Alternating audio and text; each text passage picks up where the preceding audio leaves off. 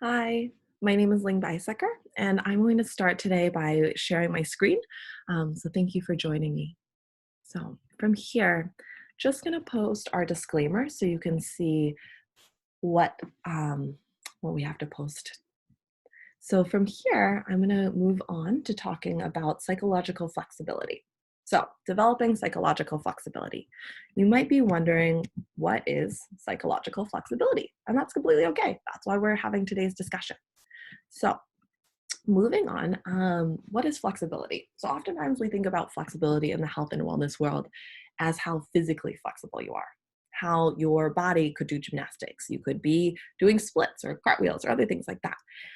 Psychological flexibility is kind of like that. It's mental gymnastics. You can think about this as a personality trait that describes the extent to which a person can cope with changes in circumstances and think about problems and tasks in novel and creative ways. So this trait is used when stressors or unexpected events occur, requiring a person to change their stance, outlook, or commitment. So, right now, all of us are in a pretty novel time. And so, how does our brain cope with that in flexible ways? So, that's why we're practicing this. That's why we're learning about this. From acceptance and commitment therapy, there's a belief that suffering is associated with psychological inflexibility. So, a very rigid thought process, like, this is the way it's been done, so this is the way we're going to do it.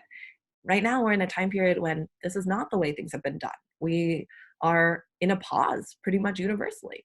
So we're looking at this to help promote positive psychological skills that are suitable for anyone wishing to live a balanced life. So what is the goal of psychological flexibility? To connect with the present moment and to act in ways that are consistent with your values.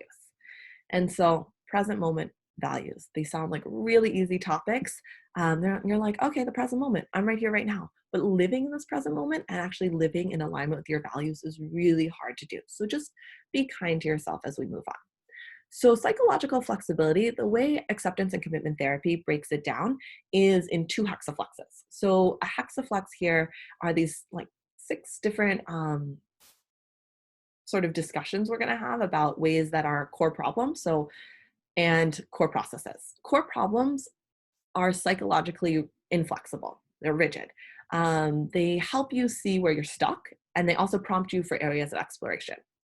While core processes teach you key skills and they foster integration of those skills into your everyday life.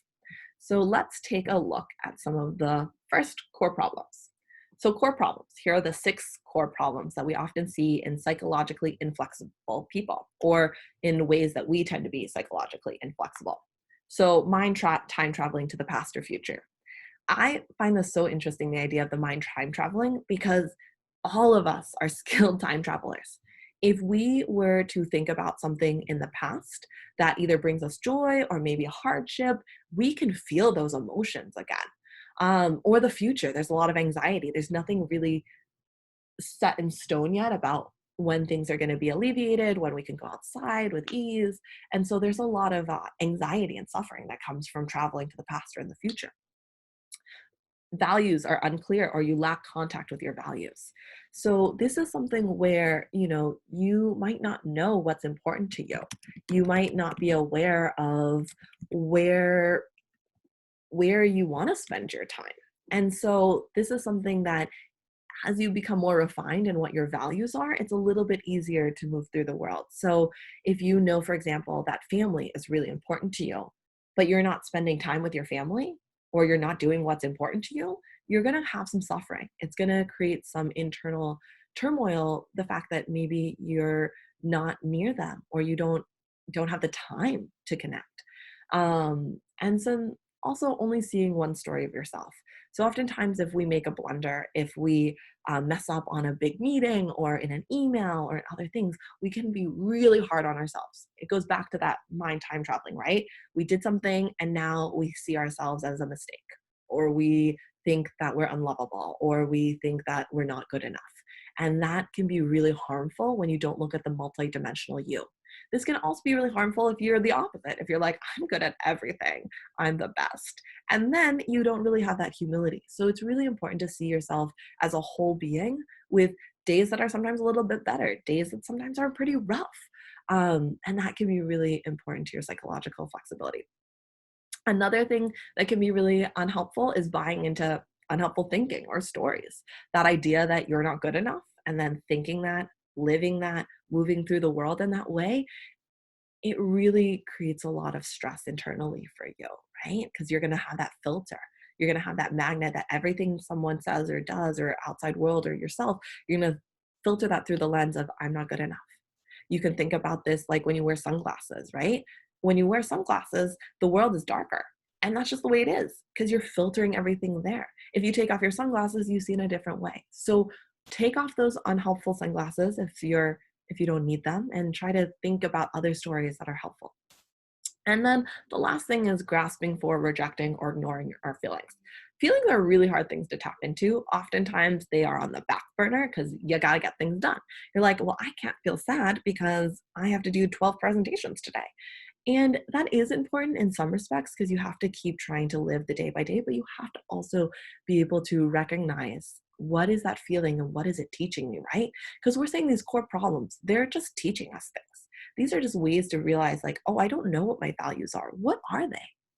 How do I want to live my life? Oh, I'm ignoring this feeling of anxiety. What do I want to do about that? What is causing this? And so these are just core problems. They're ways that we can get stuck into thinking traps, but they're not necessarily things that we should be rejecting and pretending like they don't exist. If we're ignoring our feelings, take a moment and say, what am I ignoring? How is that serving me right now? And what can I do to maybe tap into that? So that leads us now into our core processes. So our core processes, this hexaflex of psychological flexibility. We're looking at being present. That's the biggest one for today's class is being present. Have you been listening to what I've been saying in this PowerPoint presentation, or has your mind time traveled or wandered off to another thought? And you're like, you know what? I do XYZ thing. That's human nature. That's normal. Our brains focus on a million different things. So try to bring it back to the present moment. When was the last time you thought about your ears, your toes, your nose? And then remembering or clarifying your values. What's important to you? So, as we said earlier, is it family? Are you able to see them? Are you reaching out to them? Is it your health and wellness? If it's your mental health, are you practicing things that you found for you that are beneficial for your mental health? So, is it, it doesn't work for everyone, but is it yoga or mindfulness? Or is it boxing? Whatever it is for you, doing what's important to you, living by your values. So just making sure you're making time for yourself every day if possible. I like the thought process of, we're told to brush our teeth 2 times a day.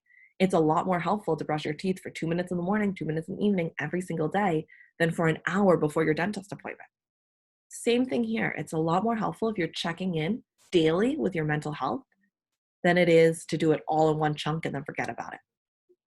So noticing myself as an observer, just recognizing there's a part of me that can witness this experience and help process it. And then unhooking from difficult thoughts. So is there something tugging on your heart that you realize is unhelpful? Do you realize that this value of, or this, not value, I shouldn't say, but this thought of I'm not good enough is actually holding you back and dragging you down, maybe making you feel like you can't go and ask for that promotion. You can't follow your dreams. You can't invest in yourself. So take a moment, unhook from that difficult thought and realize what does that feel like for you? And then finally, allowing it to be just as it is.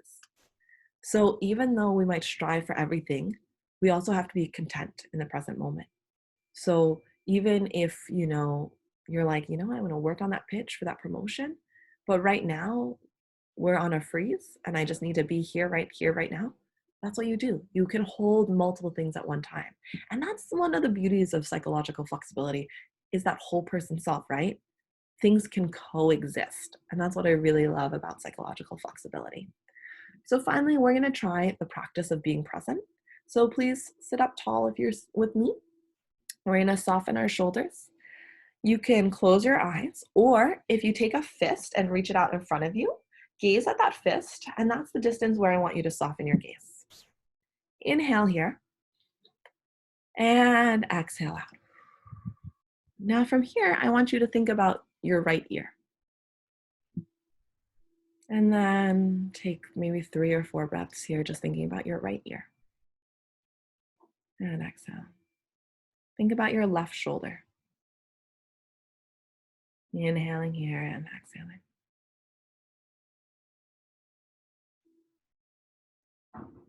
Think about your right hip. Inhaling here and exhaling. Think about your left knee. Inhaling here and exhaling. Think about your right big toe. Inhaling here and exhaling. And finally, think about your left pinky toe. Inhaling here and exhaling. Maybe you practice something like that for a prolonged period of time, 5, 10, 15 minutes, spending 5 breaths on the right side, then 5 breaths on the left side, 5 breaths on the right side, 5 breaths on the left side, 10 breaths, whatever it works for you. So I hope you practice the art of being present.